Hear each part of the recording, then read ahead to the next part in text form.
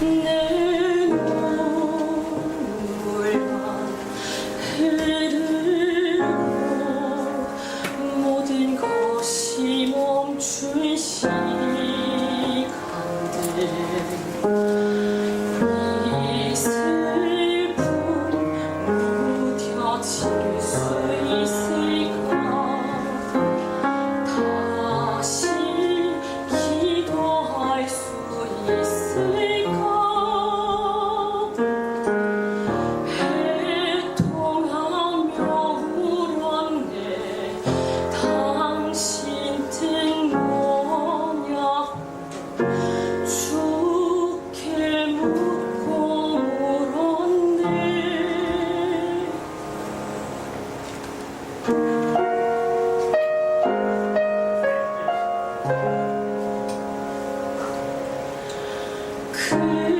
그러다 십자가에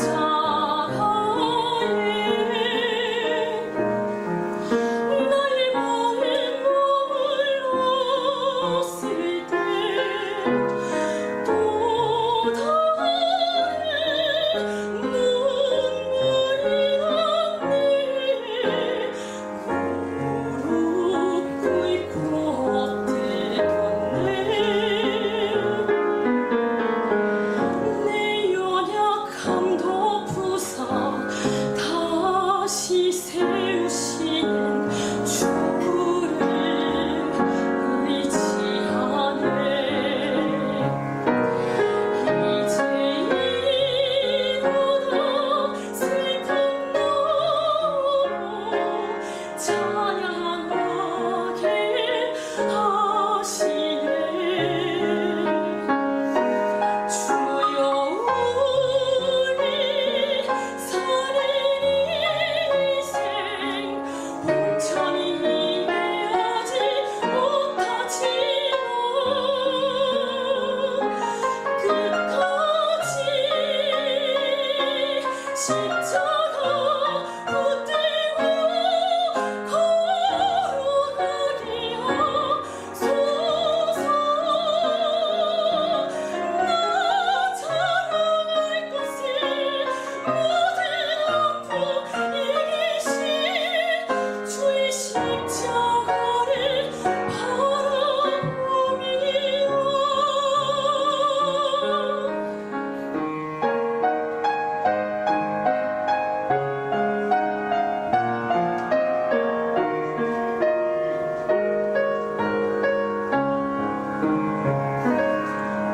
이제 일어나 슬픈 너로 찬양하게 하시네 주여 우리 사는 인생 온전히 이해하지 못하지만 끝까지 십자가 붙들고 걸어가게 하소서 나 자랑할 것을 모든 아픔 이기신 주의 십자가를 바라봅니다.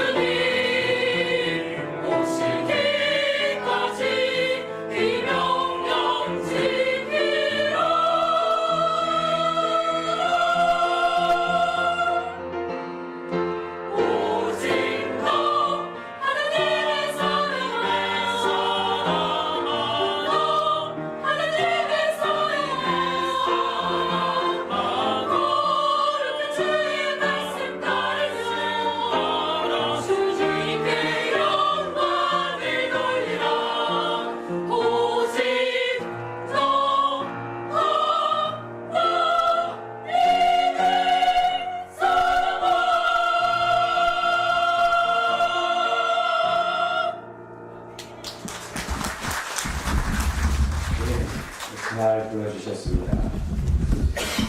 우리 하나님의 말씀을 보도록 하겠습니다. 하나님의 말씀은 마태복음 4장 1절부터 11절에 있는 말씀입니다.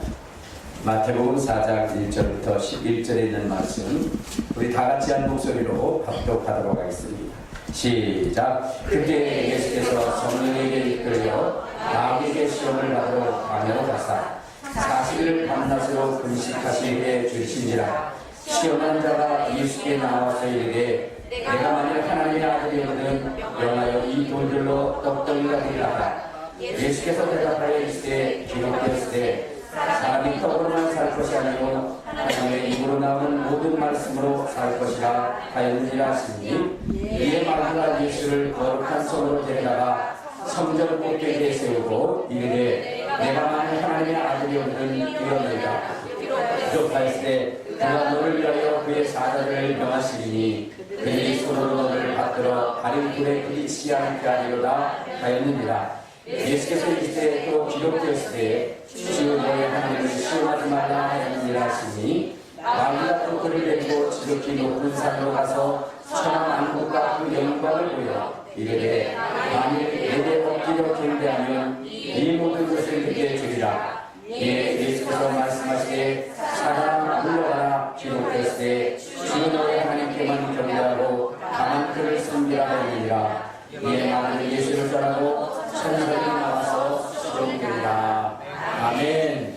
네, 옆에 있는 분들하고 인사 나누실 때에 이렇게 인사 나누시기 바랍니다. 함께 예배드리기 위해서 참으로 행복합니다.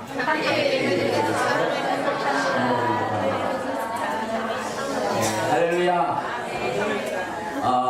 여러분, 우리가 살아감에 있어서 목적이 분명해야 됩니다.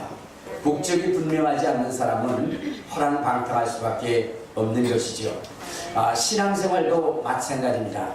우리가 신앙생활함에 있어서 우리가 분명한 목적을 가지고 가야 되는데, 여러분들이 정말로 이 뜨거운 시간에 이 교회에 와서 여러분들이 예배를 하고, 남들은 다 뭐냐면 산로 들로 그렇게 놀러갈 이때에 여러분들이 이 자리에 앉아서 이렇게 하나님의 말씀을 듣는 이유가 무엇인지, 여러분 그것이 분명해야 돼요. 아멘. 네. 여러분 이 자리에 앉아 있으면서도 여러분들 우리가 하나님의 말씀 또 내가 여기 있는 목적이 분명하지 않으면 그게 다 뭐야, 허사가 아니겠습니까? 차라리 나가서 어떻게 돼요? 자연을 즐기면서 인생을 즐기는 것이 낫겠죠. 그러므로 여러분 오늘 이 자리에 여러분들이 여기 앉아 있다고 한다면 분명하게 내가 왜 여기에 앉아 있는지, 무슨 목적을 가지고 앉아 있는지를 여러분들이 확실히 확증을 해야 됩니다. 아멘. 자, 그러면 우리가 신앙생활하는 확실한 목적이 무엇일까? 그것은 다른 것이 아니라 우리를 위하여 십자가에 못 박혀 죽으시고 피 흘려 죽으실 뿐만 아니라 3일 만에 부활하셔서 그래서 하늘로 승천하신 그 예수님, 그 예수님이 약속하신 것이 있어요.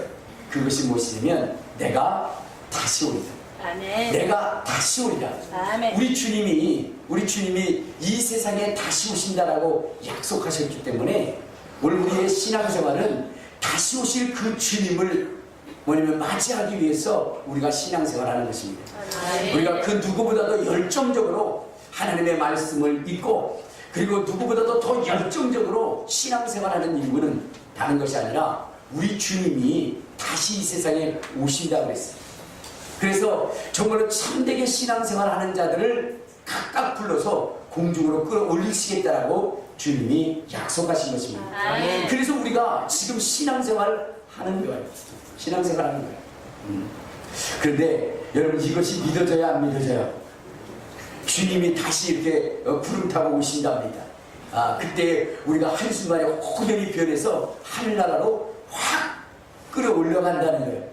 여러분 이게 믿어져요? 믿어지지 않아요? 믿어요. 네? 믿어요. 확실히 하시기 바랍니다. 아멘. 여기서 믿어진다고 그러고 나가면서 개뿔 이렇게 얘기하면 안 됩니다.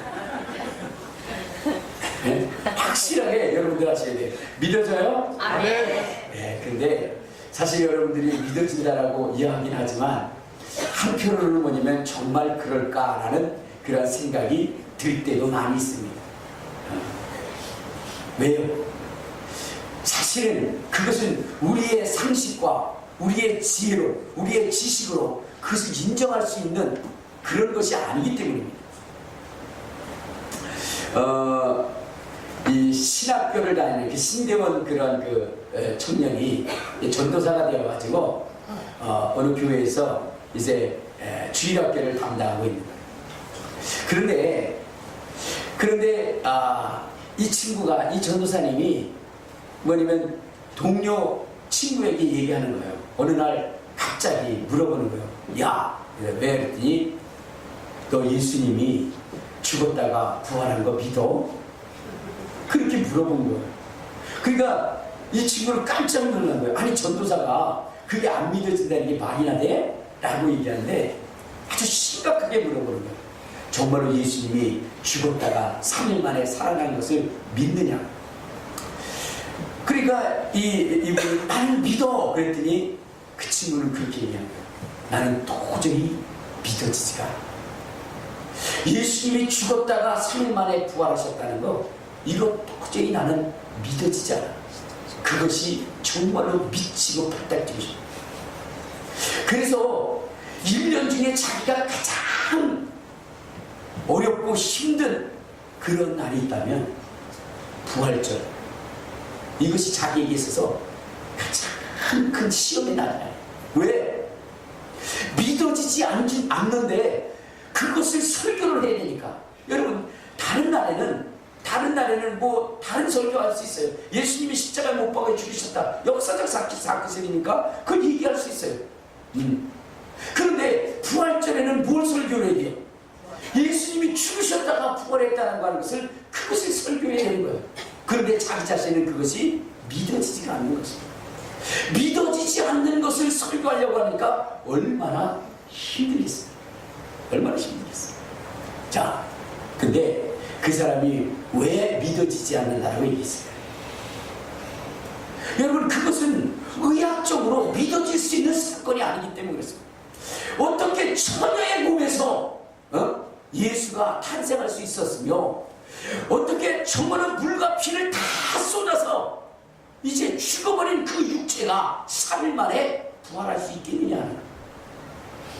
그렇기 때문에 의학적으로는 그것이 도저히 믿어지지가 않는 것입니다. 자, 그럼에도 불구하고 그 수많은 사람들이 예수님이 죽으셨다가 부활하셨다라고 하는 이 사실을 믿고 이 일에 목숨을 건 이유는 무엇일까요? 그분이 죽으셨다가 부활하신 그 증거가 부지기수로 많기 때문입니다. 예수님이 죽으셨다가 부활하셨다는 그 부활의 증거들이 너무나 많이 있었기 때문에 안 믿을 수가 없습니다. 주의 제자들은 당시의 관원들이 두려워서 다 도망갔습니다. 목숨 하나 살리려고, 목숨 하나 살기 위해서 그들은 다 자기의 스승을, 3년 동안 함께했던 그 스승을 내버리고 도망갔어요. 그런데 오늘날 이들이 다시 모여서 그 주님을 위해서 목숨을 버리려고 작정을 합니다. 이유가 뭘까요? 부활하신 주님을 그들의 눈으로 똑똑히 목도했기 때문입니다. 여러분, 주님의 부활하신 그 사실을 본 사람들의 그 증언은 너무나 생생한 것이었어요. 도저히 부인할 수 없는 그러한 그 증거들을 가지고 주님을 증거했습니다. 주님은요, 한두 명에 의해서 여러분 그렇게 증거되어진 것이 아니라 어떤 때는 1명, 어떤 때는 3명, 어떤 때는 5명, 어떤 때는 500명이 한순간에 예수님의 부활하신 것을 보게 됩니다.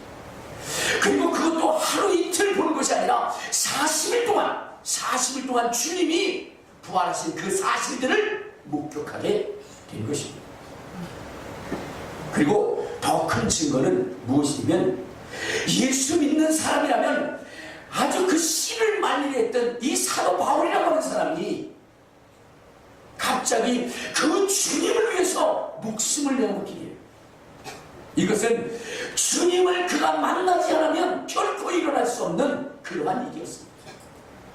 그러니까 의학적으로는 우리가 인정할 수 없다 할지라도, 그러나 여러분, 예수님의 부활하신 그 증거는 수많은 증거를 가지고 있기 때문에 그것을 부인할 수가 없는 것입니다.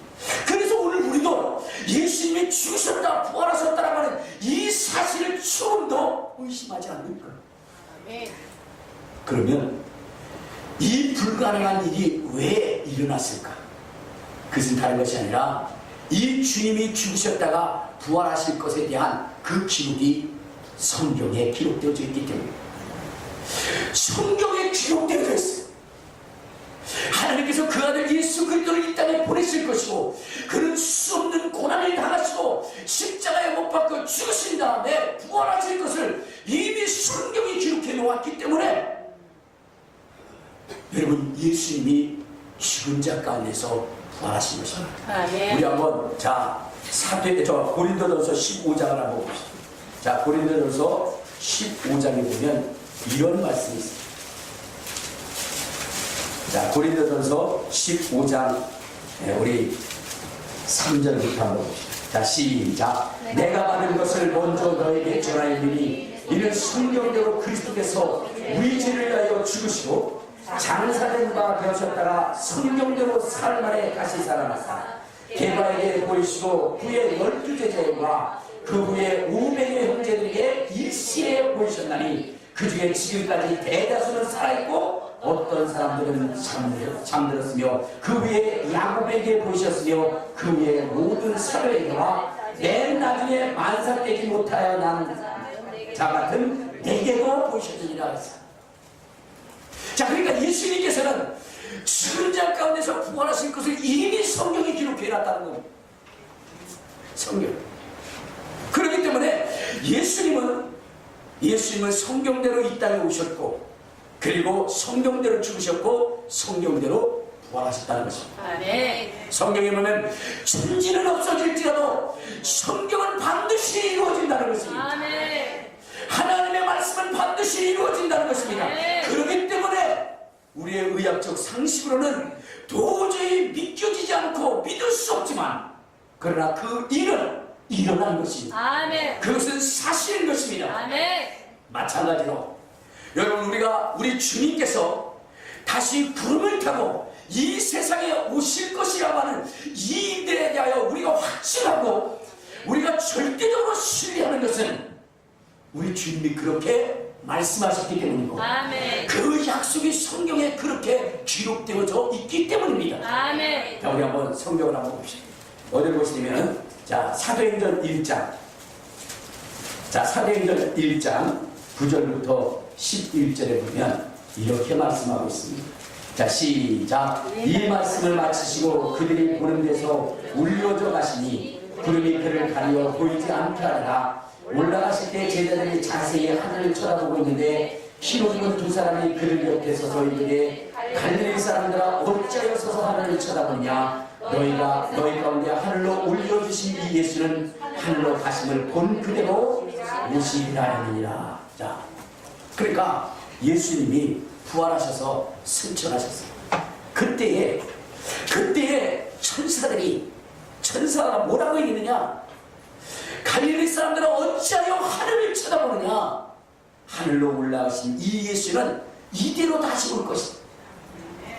예수님도 말씀하시기를 내가 너희를 위하여 처소를 예비하러 가느니 다시 와서 너희를 내게로 영접하리라. 아멘. 그러니까 우리 주님은 다시 오시겠다라고 말씀하셨어요. 아멘. 또 성경의 구석구석에 다시 오시겠다라고 말씀하셨어요. 아멘. 다시 오시겠다. 그러므로 오늘 우리는 그 주님을 기다립니다. 아멘. 근데 성경에 기록하기를 아주 뭐냐면 자세하게 예수님의 오실 그 약속에 대하여 또 오시는 부분에 대해서 아주 세밀하게 성경에 기록해 놓았다는 것입니다. 여러분 우리 주님께서 말씀하시기를 주님이 이 땅에 오실 때에 어떻게 오느냐? 우리 한번 마태복음 24장을 한번 봐요. 자, 마태복음 24장 23절부터 우리 27절까지 보면 자, 시작. 그때 사람이 너에게 말하되 보라 그리스도가 여기 있다 혹은 저기 있다고 믿지 마라. 거짓 그리스도들과 거짓 선지자를 일어나 큰 표적과 기사를 보여 할 수만 있으면 택하신 자들을 모욕하리라. 보라 내가 너에게 미리 말하였노라. 그러면 사람들이 너에게 말하되 보라 그리스도가 광야에 있다 해도 나가지 말고 보라 골방에 있다 해도 믿지 마라. 번개가 동쪽에서 나서 서편까지 번쩍인 것 같이 인자의 임함도 그러하리라. 그러니까 예수님께서 직접 말씀하신 거예요. 내가 하늘나라로 올라가는데 다시 오실 때는 뭐냐면 사람의 몸을 통해서 오지 않는다 이거예요. 알겠습니까? 그러니까 육신의 몸을 기어서 이 땅에 오지 않는다는 거예요. 주님이 초림하실 때는 동정녀 마리아의 몸을 통해서 이 땅에 왔지만, 그러나 주님이 다시 오실 때는 어떻게 오냐? 구름 타고 오신다. 하늘로부터 오신다. 이것을 내가 미리 말하였다라고 얘기합니다. 왜? 그때가 되면 거짓 그리스도들이 많이 나타나서 어떻게 돼요? 내가 예수다! 그러면서 나타날 자들이 있게 된다는 거예요. 그래서 예수님께서 분명하게 말씀하시기를 내가 다시 올 때는 구름 타고 오리라. 뭘 타고 온다고요? 구름 타고. 뭐 타고 온다고요? 구름 타고. 벤츠 타고 와요? 아니요. 구름 타고 오래요. 구름 타고.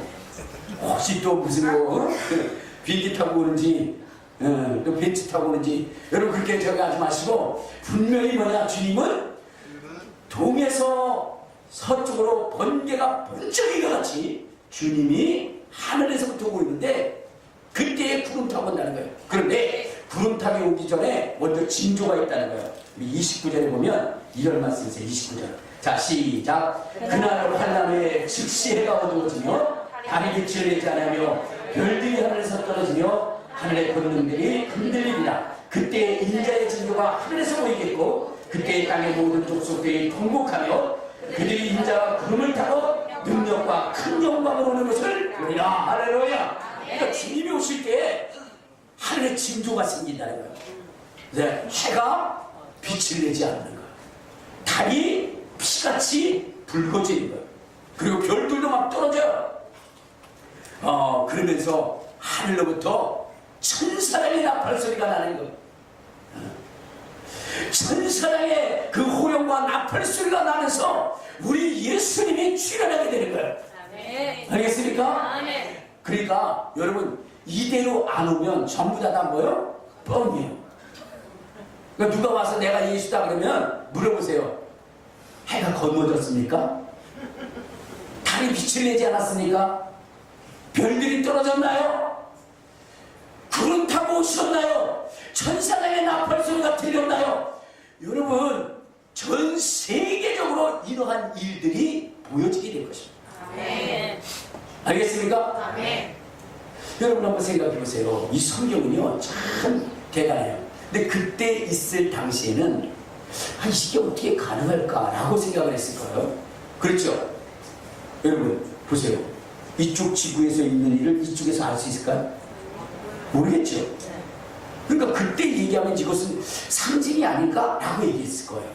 근데 예수님께서 공중에다가 그럼 이쪽에 전방에 있는 사람들은 다 볼 수 있겠죠? 저쪽 뒤에 있는 사람들은 누가 볼까요? 뭐 TV나 이런 매체를 통해서 볼 수 있겠죠.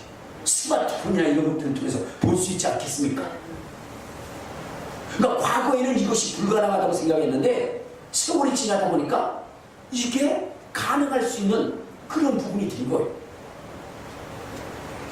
그러니까 요즘 뭐 우리나라에 벌써 오신 예수님이 한 49분 정도가 된다고 그래요. 49분 정도 된다고 그래요. 참 답답하죠? 물어보면 구름은 안 타고 왔대요. 그러니까 거짓말이에요. 그러니까 자, 우리 주님 뭐요? 구름 타고 오신다 그랬어요. 자, 그때 어떻게 하냐?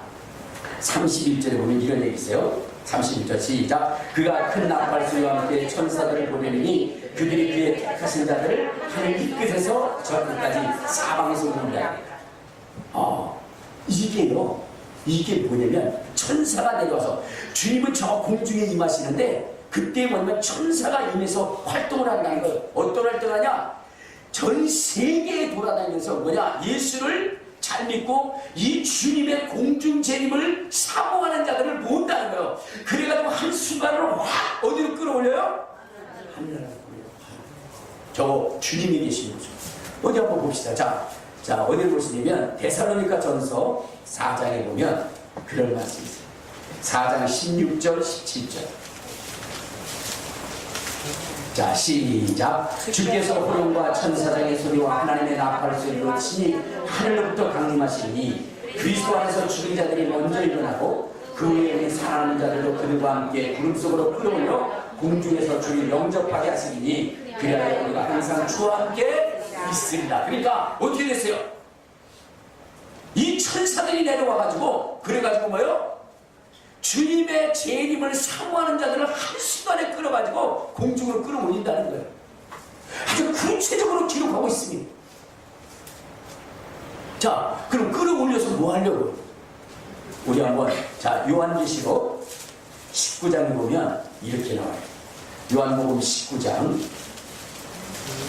7절부터, 자, 7절부터 9절. 요한계시록 19장 7절부터 10절. 자, 시작. 우리가 즐거워하고 크게 기뻐하며 그에게 영광을 돌리세. 어린 양의 혼인 귀하게 이르렀고 그의 아내가 자신을 준비하였으므로 그에게 빛나고 깨끗한 세마포 옷을 입도록 허락하셨으니 이 세마포 옷은 성도들의 오르는 시로다 하라. 천사가 내게 말하기를 기록하라. 어린 양의 혼인잔치에 초함을 받은 자들은 복이 있도다.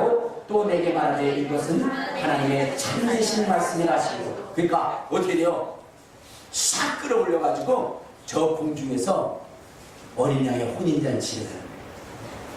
어린 양의 혼인잔치. 그러니까 여러분 거기에 신부로 참여해야 돼요? 아니면 이 땅에서 북북 기면서 지옥으로 가려고 해요? 그렇죠. 그러니까 여러분 거기에 어린 양의 혼인잔치에 우리가 참여해야 됩니다. 그러기 위해서는 우리가 어떻게 하냐? 주님의 오심을 기대하고 소망합니다. 그러한 신앙생활을 가지. 주님이 내가 다시 오리라 할 때 그때 이 땅에 정말로 주님을 기대하고 소망하는 자들을 확 끌어올려가지고 그래가지고 저 천국에서 저 하늘 공중에서 어린 양의 혼인잔치를 연다니 우리가 거기서 어떻게 돼요?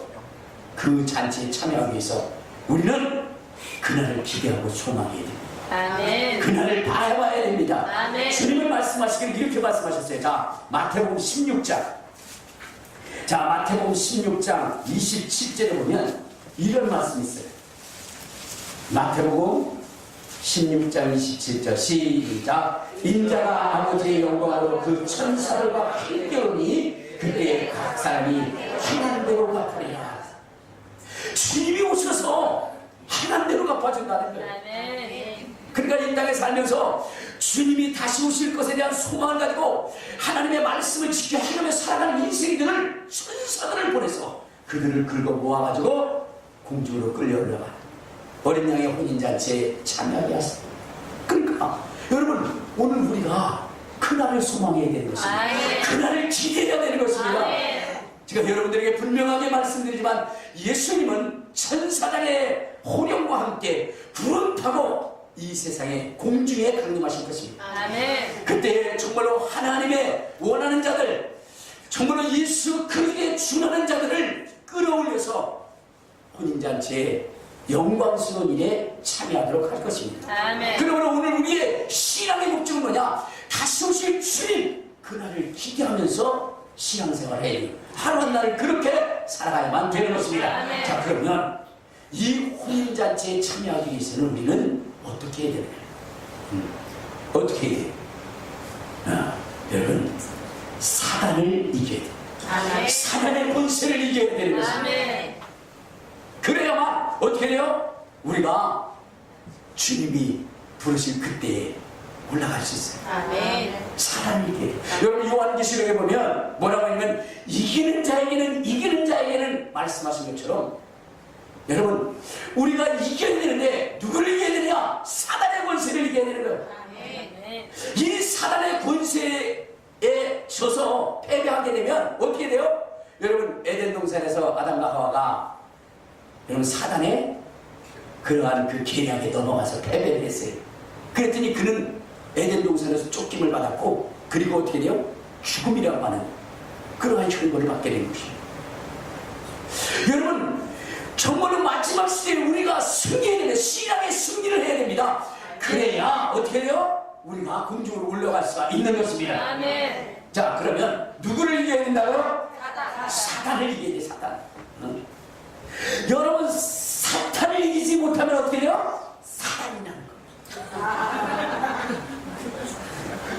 그러니까 여러분들 사탄을 이겨야 되는 것입니다. 아멘. 옆에 분한테 얘기하세요. 우리 사탄을 이깁시다.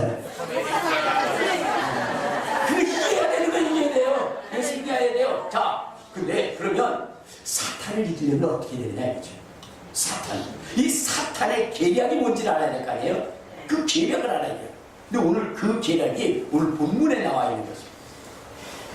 이 사탄이 누구냐면 이 아담과 하와를 이긴 것처럼 예수님을 이기기 위해서 세 가지의 무기를 가지고 나온 것입니다. 이 사단은 항상 이 세 가지의 무기를 가지고 뭐요? 사람을 공격을 합니다. 그렇기 때문에 우리가 이 사단의 계략이 무엇인지를 간파하고 그리고 이것을 통해서 이겨야 되는 것입니다. 근데 여러분 이것을 이기신 분이 누구냐면 예수님이십니다. 아멘. 그렇기 때문에 우리가 사단을 이기려면 예수님이 어떻게 이겼는지를 우리는 봐야 되는 것입니다. 아멘. 사단의 전략이 무엇이고 그 전략을 이기신 예수님이 어떠한 방법을 썼는지를 우리가 보면 우리도 사단을 이길 수가 있는 것입니다. 아멘. 자, 그러면 사단의 첫 번째 무기는 무엇이냐? 사단의 첫 번째 무기, 그것은 우리의 인생으로 하여금 뭐냐면 내 영혼의 존재를 망각하게 만드는 거예요. 여러분, 우리는 하나님이 지으실 때 영혼과 육체로 지으셨어요. 아멘. 그래서 우리의 영은 하나님의 말씀을 먹도록 되어져 있습니다. 아멘. 그래서 여러분들, 하나님의 말씀은 우리 영의 양식이라고 말씀을 하고 있습니다. 아멘. 영의 양식. 알겠습니까? 아멘. 그리고 우리의 육체는 목숨이라요. 이 목숨은 무엇을 먹어야 되냐? 식물을 먹어야 사는 거예요. 식물. 그러니까 여러분, 누구는 자기는 막 그냥 하나님의 말씀을 많이 먹었더니 배가 전혀 고프지 않다. 그렇게 얘기한 사람은 뻥이에요. 뻥. 여러분들, 육체는 식물을 먹어야 배부른 것이고요, 영은 하나님의 말씀을 먹어야 배부른 것입니다. 아멘. 알겠습니까? 아멘. 근데 하나님의 말씀만 계속 먹어보세요. 한 40일 먹어보세요. 송장이 됩니다. 그러니까 양쪽을 다 서로. 그런데 마귀는요 어떻게 하느냐? 우리로 하여금 이 영적인 존재, 내가 영적인 존재라는 것을 망각하게 해서 내 영혼이 하나님의 말씀을 먹지 못하게 하고 오직 내 육체에 집중하도록 만들어서 막 먹을 것은 뭐냐면 10년, 20년, 100년, 1000년, 만년 먹도록 그렇게 쌓아두려고 하는 거예요. 그러니까 마귀는요 끊임없이 우리로 하여금 뭐냐? 영을 생각하지 않게 하는 거예요. 그리고 육신만을 생각하게 하는 거예요. 그래서 오늘 예수님이 어떻게 돼요? 40일 동안 금식하신 다음에 죽이실 때에 이 마귀가 와가지고 그래가지고 시험한 게 뭐예요? 돌로 떡을 만드는 거. 돌로 떡을 만드는 거. 여러분, 지금 이 시기에도 뭐냐?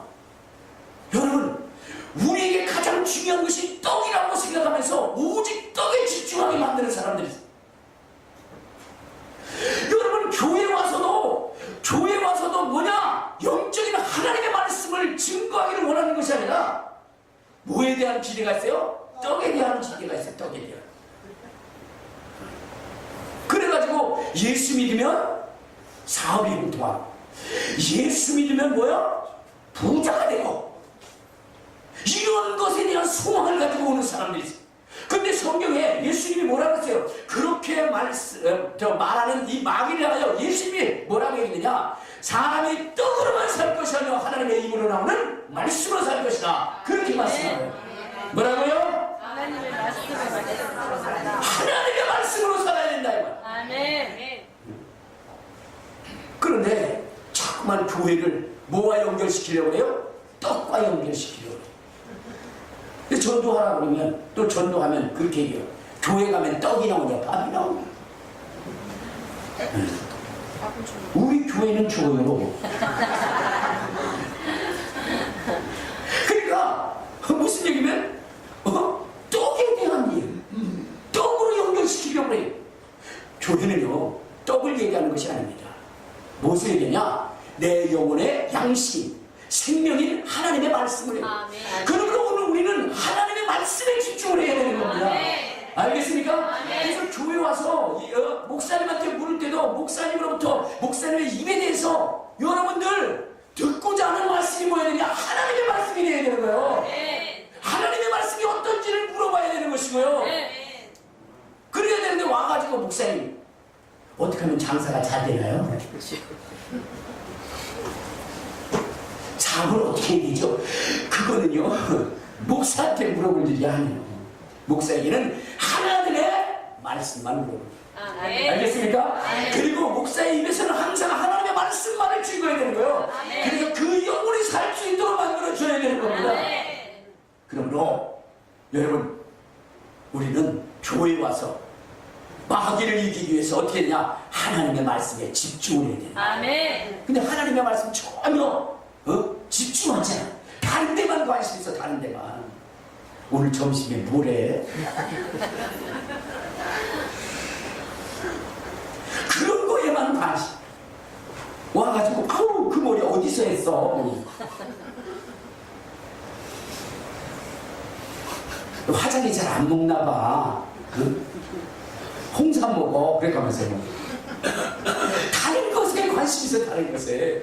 여러분 교회 오면은 오직 뭐에 관심이냐? 하나님의 말씀에 대해서 관심이 있어요. 아멘. 왜? 사단을 이기는 비결이 뭐냐? 하나님의 말씀이요. 사단은 하나님의 말씀을 두려워하는 것입니다. 아멘. 그래서 예수님이 하나님의 말씀을 가지고 사단을 대적한 겁니다. 아멘. 그걸 이기신 거예요. 아멘. 그렇기 때문에 여러분 떡에 관심 갖지 마시고 하나님의 말씀을 가지시기를 주님의 이름으로 축원합니다. 아멘. 그리할 때 여러분 주님의 재림의 때에 여러분 들려 올라갈 수 있어요.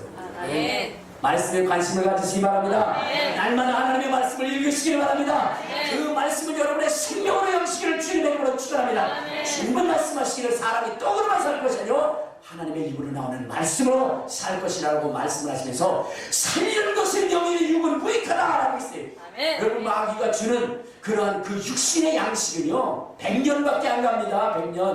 100년 이후에는 다 죽어요. 내가 예언 하나 할까요? 50년 이후에 살아남은 사람 별로 없어요.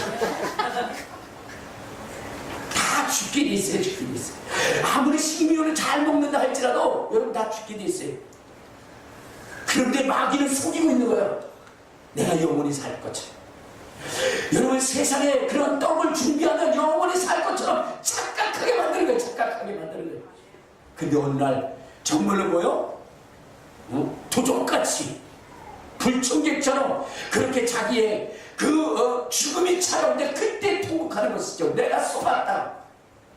그때는 여러분 정말로 하나님의 말씀 이 말씀을 듣지 않고 여러분들이 그래도 떡이야 라고 살아가며 신앙생활한 여러분들이 어느 날 정말 불청객이 찾아왔어요.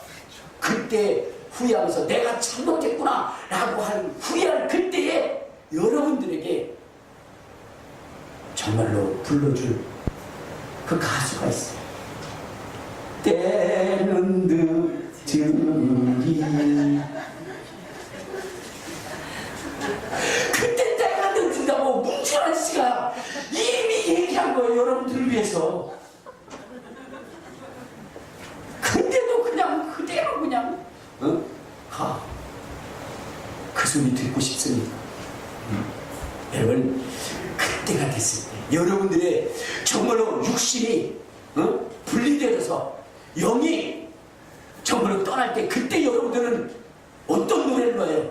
이 세상은 나그네 길 낳는다만 나그네 나의 집은 저 하늘 저 넘어 있고 천사들은 하늘에서 나오라고 부르니 나는요 이 땅에 있을 맘 없어요. 이렇게 불러야 되는 거 이렇게.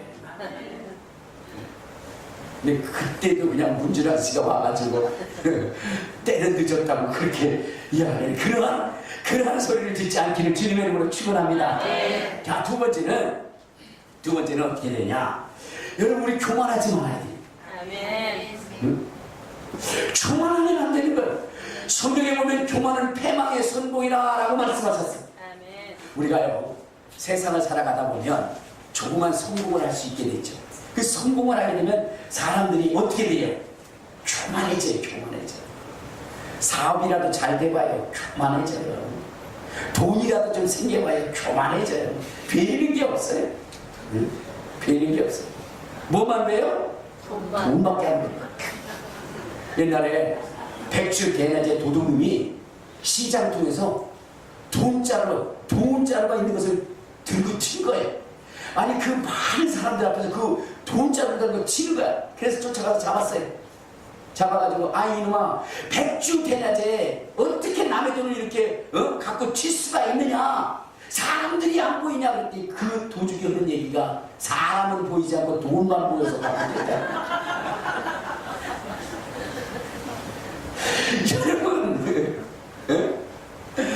여러분 지금 뭔가 성공을 하고 그러면 사람도 안 보여. 그래가지고 굉장히 교만함. 네, 교만은 패망의 성공이랬어요. 넘어짐의 앞점이라고 그랬어요. 자, 우리 한번 성경을 한번 봅시다. 어디를 보시면 역대하 26장에 보면 누구에 대한 얘기냐면 우리 그 우시아 왕에 대한 이야기가 나와요. 우시아 왕. 자, 역대하 26장 거기 3절을 한번 보면 이런 얘기가 합니다. 자, 3절 시작. 우시아가 왕위에 오를 때 나이가 16세라. 자, 우시아라고 하는 사람은 16살에 왕이 됐어요. 그런데 그가 16살에 왕이 되다 보니까 굉장히 좀 겸손했어요. 그래서 하나님의 말씀대로 잘 따르고 살아갔습니다. 4절 5절 한번 봐요. 자, 시작. 우시아가 그의 아버지 아마시아의 모든 행위대로 여호와 보시기에 정직하게 행하며 하나님의 묵시를 밝히 아는 스가랴가 사는 날에 하나님을 찾았고 그가 여호와를 찾을 동안에는 하나님을 그를 공통하게 했더라. 그러니까 이 뭐냐면 우시아는요 어린 나이에 왕이 되었는데 그는 겸손했어요. 그래서 늘 하나님의 말씀을 가까이 했고 선지자 스가랴의 그런 하나님의 가르침을 따랐어요. 스가랴를 통해서 하나님의 말씀을 증거하는데 그 말씀을 따랐어요. 그러므로 하나님이 그를 형통하게 했습니다. 자, 그래가지고 어느 정도로 형통하게 됐느냐, 우리 한번 어디를 보시면 7절 8절을 봐요. 자, 시작. 하나님이 그를 도우사 블레셋 사람들과 그 마을에 거하는 아라비아 사람들과 마온 사람들을 치게 하시니라. 암몬 사람들이 우시아에게 조공을 바치매 우시아가 매우 강성하여 이름이 애굽 변관까지 받았다. 그러니까 그가 굉장히 겸손하며 하나님의 말씀을 따랐더니 하나님이 그를 기뻐해서 그에게 승리를 주고 그 이름이 애굽까지 소문이 날 정도로 대단히 강성해진 것입니다. 자, 이렇게 되니까 어떻게 돼요? 슬슬 교만해집니다. 16절 한번 봐요. 16절.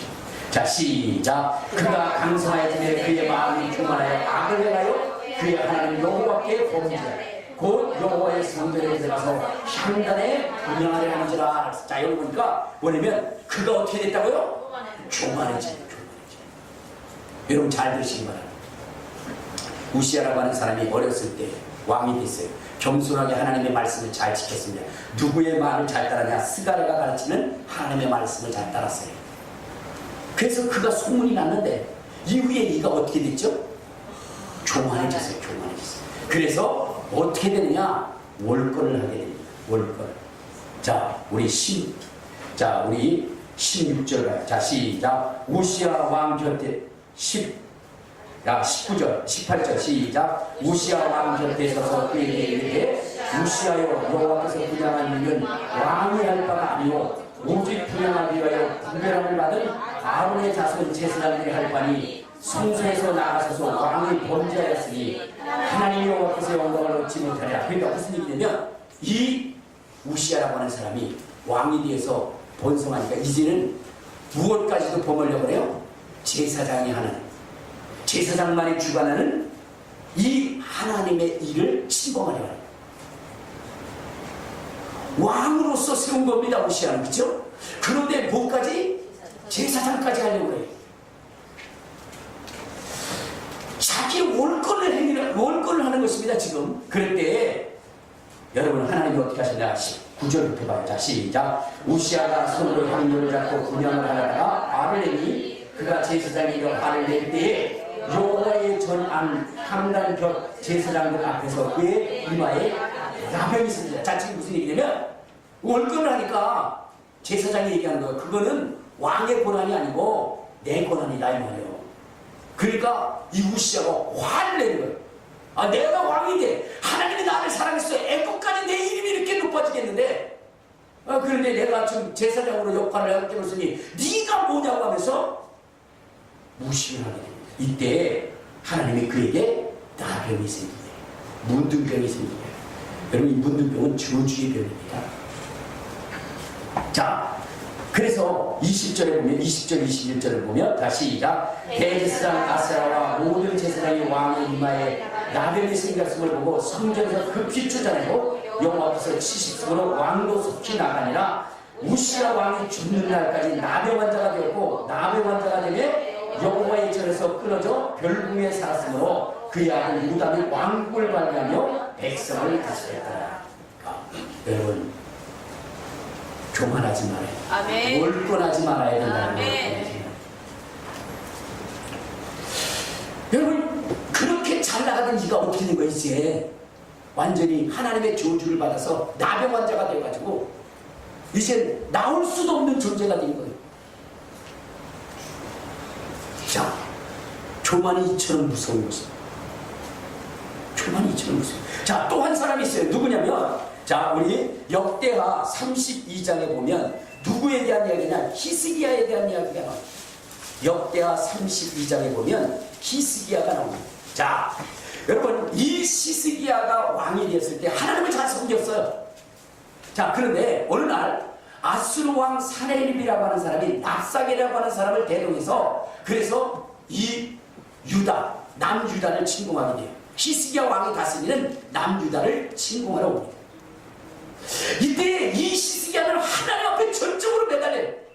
하나님이요, 저들이 이렇게 수많은 군사를 몰고 왔는데 우리에게는 대적할 힘도 없습니다. 능력도 없습니다. 그러면서 하나님 앞에 부르짖고 어떻게 돼요? 이사야 앞에 가서 어떻게 하면 좋겠냐고 의논을 하게 됩니다. 이때 이사야는 뭐라고 얘기하느냐? 자, 우리 한번, 자, 어디를 보시냐면 이사야서 37장입니다. 37장. 자, 이 왕이 이제 하나님 앞에 절규하면서 부르짖어 기도할 때 하나님이 선지자를 통해서 이렇게 얘기한 거예요. 우리 33절, 37장 33절 다시 시작. 그러므로 여호와께서 아수르 왕에 대하여 이같이 이르시되 그가 이 성에 이르지 못하며 화살 하나도 이르도 쏘지 못하며 방패를 가지고 성에 가까이 오지도 못하며 흉벽을 쌓고 치지도 못할 것이요 그가 오던 길 곧 그 길로 돌아가고 이 성에 이르지 못하니라. 나 여호와의 말이니라. 대전 내가 나를 위하여 내 종 다윗을 위하여 이 성을 보호하며 구원하리라 하셨나 하였느라. 그러니까 선지자의 입술을 통해서 뭐라 그랬느냐? 어떻게 됐어요? 하나님이 지키시겠다. 하나님이 그 아수르 왕을 때려보시겠다는 거예요. 이 아수르 왕이 어떤 왕이냐면, 여러분, 북이스라엘을 어떻게 해요? 섬멸시킨 왕입니다. 그 여세를 보내서 이제 남유다도 멸하라 할 때에 히스기야라는 사람은 하나님 앞에 납작을 뿌려서 하나님 앞에 부르짖었어요. 그리고 정말로 아모스의 아들 이사야에게 가서 어떻게 하면 좋겠냐고 하나님의 역사를 간절히 바라고 기도를 원한다고 하니까 이사야가 하나님 앞에 기도하니까 하나님의 응답을 줄 거예요. 그러면서 그들은 화살 하나도 성을 향하여 쏘지도 못할 것이고 그들은 다시 돌아갈 것이다 라고 이야기를 했습니다. 자, 그렇게 이야기한 날 다음 날 어떻게 되냐? 36절을 합니다. 36절. 자, 시작. 여호와의 사자가 나가서 아수르 진중에 18만 5천 명을 쳤으므로 아침에 일찍 일어나 본즉 시체뿐이더라. 여러분, 그 다음날 하나님께서 막 사자를 보내가지고 그를 완전히 18만 5천 명을 피 한 방울 흘리지 않고 다 죽여요. 여러분, 아군의 피해가 단 한 명도 없이 완전히 적군을 18만 5천 명을 섬멸시킨 거예요.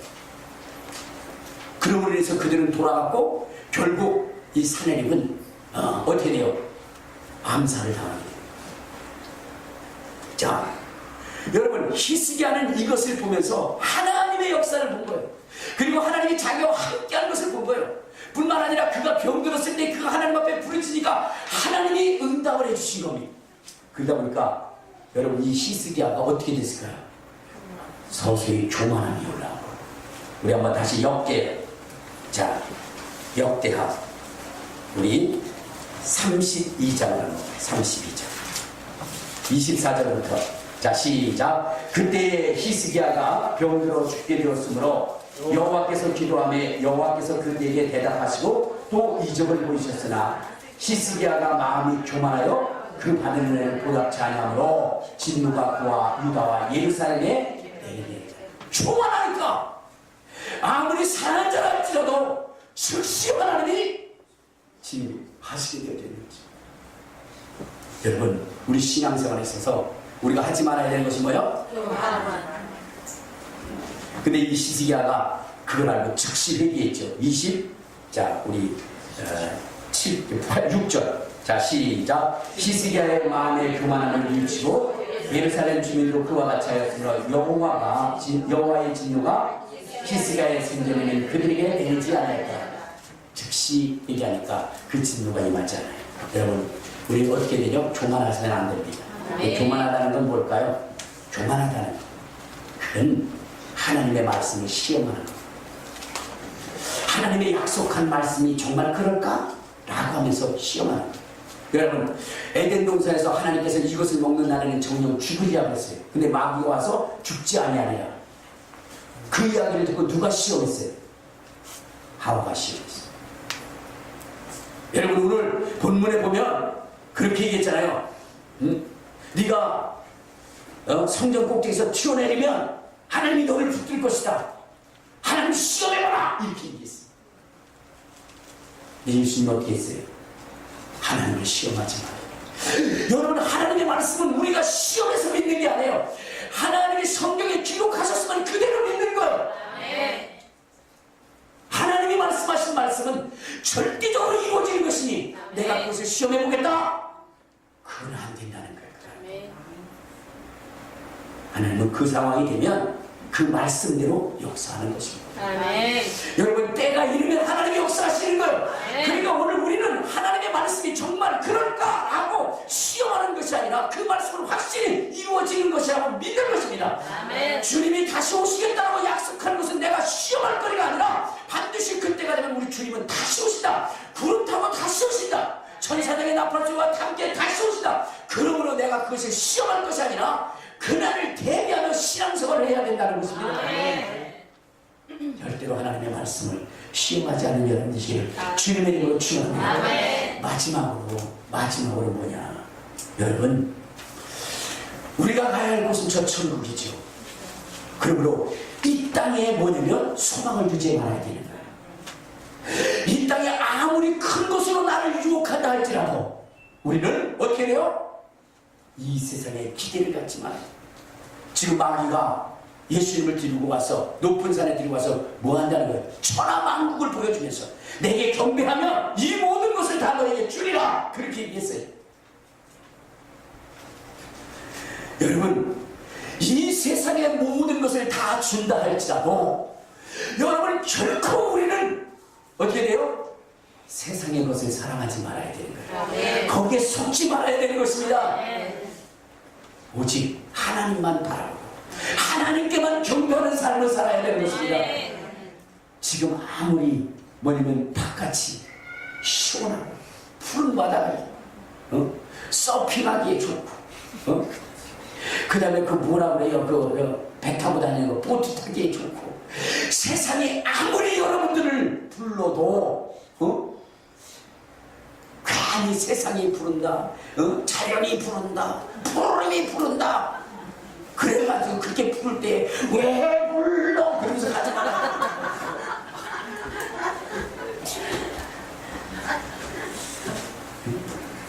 아무리 그렇게 불린다 할지라도 우리는 어떻게 돼요? 안 들려. 그러면서 이 예배장에 와서 예배드려야 된다는 말이에요. 세상의 것으로 아무리 유혹해도 여러분 그곳에 소망을 두지 말고 하나님의 소망을 두야 돼요. 왜냐? 한번 골로새서를 가요. 골로새서 3장을 보면 이런 말씀이 있습니다. 3장 1절부터 4절까지. 자, 시작. 그러므로 너희가 그리스도와 함께 다시 살리심을 받았으면 위의 것을 찾으라. 거기는 그리스도께서 하나님 우편에 앉아 계시느니라. 위의 것을 생각하고 땅의 것을 생각하지 말라. 이는 너희가 죽었고 너희 생명이 그리스도와 함께 하나님 앞에 감추었습니다. 우리 생명이신 그리스도께서 나타나실 그때에 너희도 그와 함께 영광 중에 나타나리라. 할렐루야. 여러분, 위의 것을 생각해야 되는 거예요. 예수를 생각해야 되는 거예요.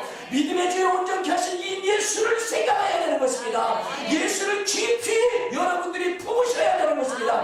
너희 안에 이 마음을 품으라 곧 그리스도의 마음이니라고 하신 것처럼 예수를 품고 예수를 바라보고 예수를 생각하고 오직 저 하늘에 계신 예수 다스실 그분을 기억하면서 주님이 원하시는 그러한 삶을 살아야 되는 거예요. 오늘날 이 세상의 모든 것을 다 주고 그래서 같이 가자 그러는 말에 속지 말아야 된다. 그렇게 얘기하면 뭐라 그래요? 안 속아요. 우리는 속지 말아야 되는 것입니다. 그래야 주님이 다시 오실 때 여러분들이 공중으로 끌어올릴 수가 있는 것입니다. 할렐루야. 할렐루야. 우리 주님 다시 오십니다. 그때 우리는 분명 어때요? 주님에 의해서 우리는 끌어올려가야 되는 거예요. 공중에서 주님을 배워야 되는 것입니다.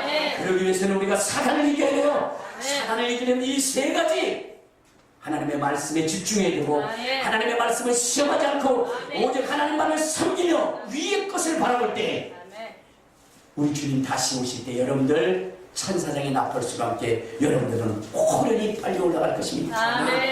여러분, 그럴 때 여러분 염려하지 말아야 돼요. 목사님, 내가 이렇게 뚱뚱했는데 나도 올라갈까요? 걱정하지 마세요. 바쁜데 걱정하지 마세요. 할 일이 많은데 걱정하지 마세요. 주님은 모든 것을 다 해결하시며 여러분들을 저 공주로 끌어올려 영광스러운 주님을 배하게 할 것입니다. 오늘 그러한 영광을 소유하는 저와 여러분 되시기를 주님의 이름으로 축원합니다. 우리 주여 한번 부르고 통성으로 기도하시겠습니다. 주여